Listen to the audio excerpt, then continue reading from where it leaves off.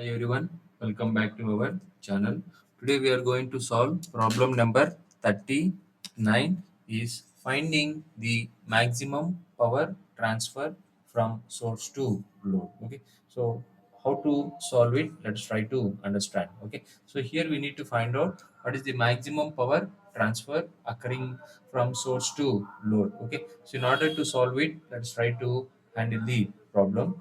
You see here we need to find out the open circuit voltage. First we need to find out open circuit voltage, and second we need to find out R Thevenin. Okay, and then you substitute in the formula, then you can know the value of maximum power transfer. Okay, so maximum power formula P maximum is equal to VOC whole square divided by 4 into R Thevenin. Okay, so this is the procedure of finding. So let's first find out the value of VOC.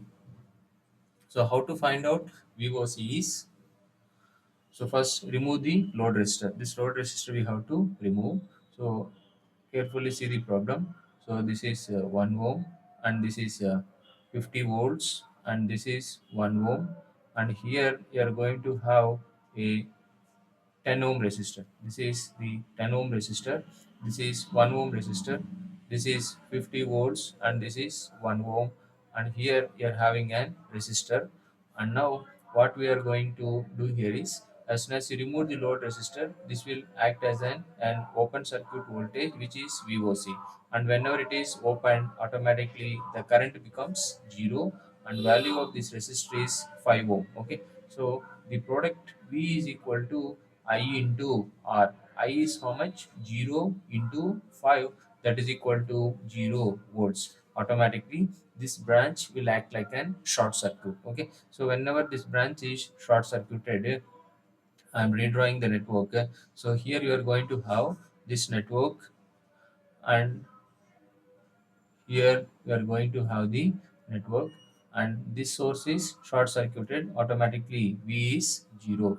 Okay, so now this is value is VOC, and automatically, since these are connected to the same node, this node will be shifted to here, and here we are going to get VOC. So this is plus VOC, and this is of 10 ohm, this is of 1 ohm, and this is 50 volts, and this is 1 ohm. Okay, so now when you observe this problem very carefully, it's very simple to solve.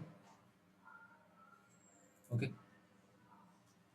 so now I want the VOs at this point. Okay, so let's try to assume the current which is flowing in this direction as some I1 current, and the current which is flowing in this direction as I2. Okay, so in order to find the value of VOC, let us try to apply nodal analysis at node VOC.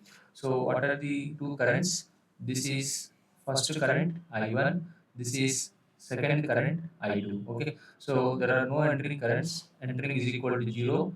The leaving currents are I1 plus I2.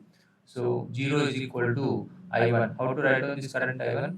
Current is leaving. What is the leaving polarity of the voltage? VOC. And current is leaving. What is the leaving polarity of this battery? Plus 50 divided by R. What is the R value? 1 plus 1. Okay, so 1 plus, okay, a small modification. Here we are going to have a one more resistor of 3 ohms. So automatically here also you are going to get 3 ohm, and here also some 3 ohm. Okay, so now VOC plus 50 divided by 1 plus 1 plus 3, which is nothing but 5. Okay, so therefore we are going to have, from this we can find out the value of VOC plus, how to write down the current I2? The current I2 is flowing in this direction. So I can write down this as VOC minus 0 divided by 10.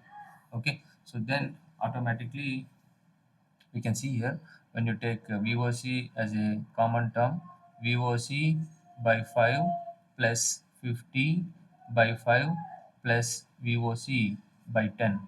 Okay, so when you do it, automatically you can use your calculator and you can do it how to get the value. So try to solve with your calculator and you can verify what is the value I'm going to get. Take the VOC term as an common term.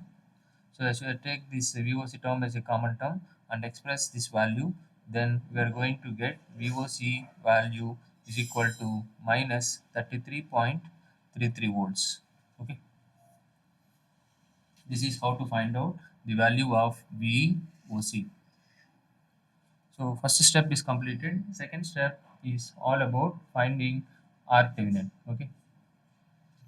So how we are going to find out RThevenin is, already you can see in the problem. This is one battery is there. This battery has to be short circuited. The battery of a rating of how much? 50 volts. This is an voltage source and this source has to be deactivated. Deactivated means the total magnitude has to become as 0 where voltage is 0 now. Now I am redrawing the network by doing these changes. I am going to have 1 ohm and this battery is short circuited. Again continue to 1 ohm and here we are going to have another branch resistor which is nothing but 3 ohm. This is 1 ohm. This is also 1 ohm. This is 10 ohm and this is 5 ohm, and here we have removed and we are finding the resistance from this end. Okay, so you can see here the current flows in this branch, in this branch, in this branch, and you can see here the current is same. I can say these